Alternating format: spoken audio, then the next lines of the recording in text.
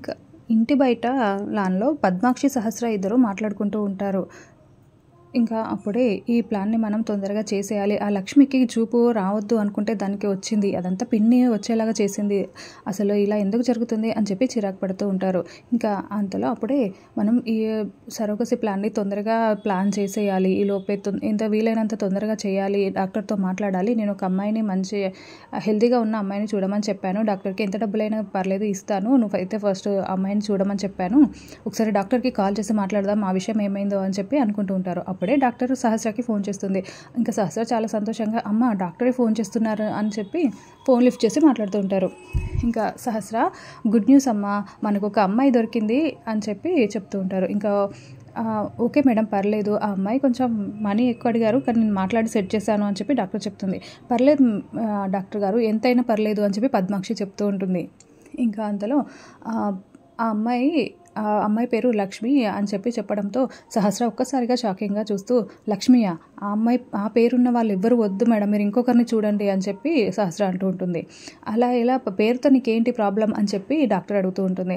పేరే problem madam, తను కాకుండా వేరే ఎవరినైనా చూడండి, లక్ష్మి అనే పేరు రాకుండా చూడండి అని చెప్పి సహస్ర అంటూ ఉంటే పద్మాక్షి సహస్రని కోప్పడి ఎవరైతే ఏంటే మనకి ఇప్పుడు అర్జెంటుగా కావాలి కదా అని చెప్పి కోప్పడి పర్లేదు డాక్టర్ మేము రేపు వచ్చి కలుస్తాము, ఆ అమ్మాయిని ఓకే చేయండి అని చెప్పి పద్మాక్షి చెప్పి ఫోన్ కట్ చేస్తుంది.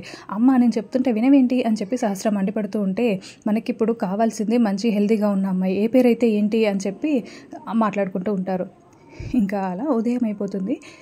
కిచెన్లో అందరూ డైనింగ్ టేబుల్ దగ్గర లక్ష్మి, కావేరి, పండు ముగ్గురు డైనింగ్ టేబుల్ అంతా సర్దుతూ ఉంటారు. ఇంకా కావేరి సాంబార్ తీసుకొచ్చి డైనింగ్ టేబుల్ మీద పెడుతూ ఉంటే ఒలికిపోయి కావేరి చేతి మీద పడిపోతుంది.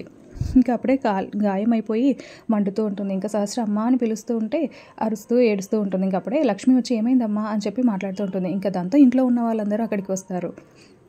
ఇంకా లక్ష్మి పండు వెళ్ళి ఫస్ట్ ఎయిడ్ బాక్స్ తీసుకురా అని చెప్పి చూసుకోవాలి కదా అమ్మ కావేరి, ఇలా ఎందుకు చేసుకున్నావు, నెమ్మదిగా చేయాలి కదా అని చెప్పి అంటూ ఉంటారు. ఏమైంది అని చెప్పి విహారీ అక్కడికి వచ్చి అడుగుతూ ఉంటాడు. ఇంకా జరిగిన విషయం మొత్తం లక్ష్మి చెప్తూ ఉంటుంది. అమ్మ కావేరి నువ్వెందుకు పనులు చేస్తున్నావు, నీ వయసు పనులు చేసే వయసు కాదమ్మా, నువ్వు చదువుకోవాలి, నేను చదివిస్తాను అని చెప్పి అంటూ ఉంటుంది. ఇంకా దాంతో కావేరి చాలా ఏడుస్తూ ఉంటుంది. ఇంకా మా అమ్మ చనిపోతూ నాకు ఒక మంచి కుటుంబాన్ని ఇచ్చింది అని చెప్పి కావేరి ఏడుస్తూ ఉంటుంది. నువ్వు బాధపడకమ్మా, మేమంతా ఉన్నాం కదా, ఇక్కడ నుంచి ఈ ఇల్లు నువ్వు మా మనిషివి అని చెప్పి లక్ష్మి చెప్తూ ఉంటుంది. ఇంకా అప్పుడు యమున అవునమ్మా, విహారికి ఒక చెల్లెలు ఉండాలని నేను చాలాసార్లు అనుకున్నాను, అది మాకు కుదరలేదు, కానీ నీ రూపంలో ఆ దేవుడు మాకు ఒక అమ్మాయిని ఇచ్చాడమ్మా అని చెప్పి యమున సంతోషపడుతూ ఉంటుంది. ఇంకా తర్వాత లక్ష్మి కావేరిని తీసుకొని వెళ్ళి నువ్వు రెస్ట్ తీసుకో కావేరి అని చెప్పి రూమ్లో పంపిస్తుంది. ఇంకా అప్పుడే విహారీ డోర్ పెట్టేసి లక్ష్మి బయటికి వస్తుంటే విహారీ అక్కడికి వచ్చి లక్ష్మిని అడ్డుకుంటూ ఉంటాడు. ఏంటి విహారీ గారు చెప్పండి అని చెప్పి అంటూ ఉంటుంది. నీతో మాట్లాడాలి లక్ష్మి అని చెప్పి విహారీ అంటూ ఉంటే ఇంకా ఏంటి చెప్పండి విహారీ గారు, ఇక్కడే మాట్లాడతారు, ఎవరైనా చూస్తే బాగుండదు అని చెప్పి లక్ష్మి అంటూ ఉంటుంది. లేదు లక్ష్మి నేను మాట్లాడి తీరాల్సిందే అని చెప్పి విహారీ లక్ష్మి వెళ్ళిపోతుంటే ఆపుతూ ఉంటాడు. చెప్పండి విహారీ గారు అని చెప్పి లక్ష్మి అడుగుతూ ఉంటుంది. ఇంకా అప్పుడు విహారీ నువ్వు ఆఫీస్కి రావాలి, నాకు నీ సపోర్ట్ కావాలి అని చెప్పి చెప్తూ ఉంటాడు. ఇప్పుడు అక్కడ ఆల్రెడీ అంబిక అమ్మ చూసుకుంటున్నారు కదా, మళ్ళీ నేను వస్తే ఏం బాగుంటుంది అని చెప్పి లక్ష్మి అడుగుతూ ఉంటే నేను రాను అని చెప్పి చెప్తూ ఉంటుంది.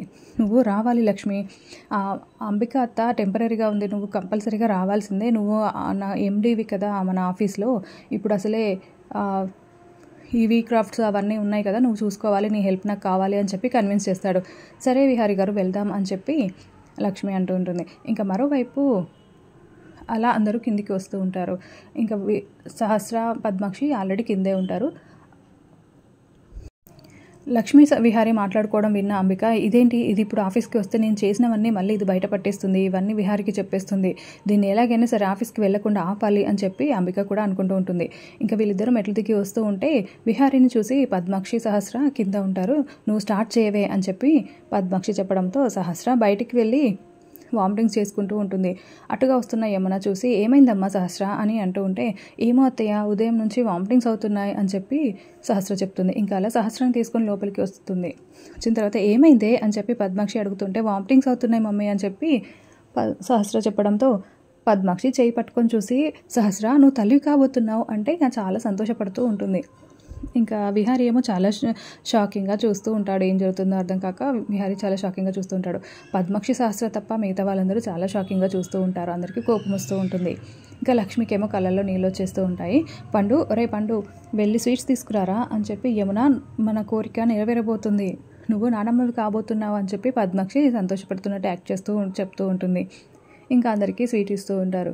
ఇంకా తర్వాత లక్ష్మికి ఇచ్చేసరికి అమ్మ నేను ఇస్తాను స్వీట్ అని చెప్పి సహస్ర తీసుకొని లక్ష్మికి స్వీట్ ఇచ్చి, పాపం లక్ష్మి నీకు ఏ ముద్దు ముచ్చట లేకుండా ఇలా అయిపోయింది, నేను చూడు మా బావతో పిల్లల్ని కూడా కంటున్నాను అని చెప్పి ఆ లక్ష్మిని బాధపడేలాగా మాట్లాడుతూ ఉంటుంది. లక్ష్మి చాలా ఏడుస్తూ ఉంటుంది. అలా ఎపిసోడ్ ఎండ్ అయిపోయింది.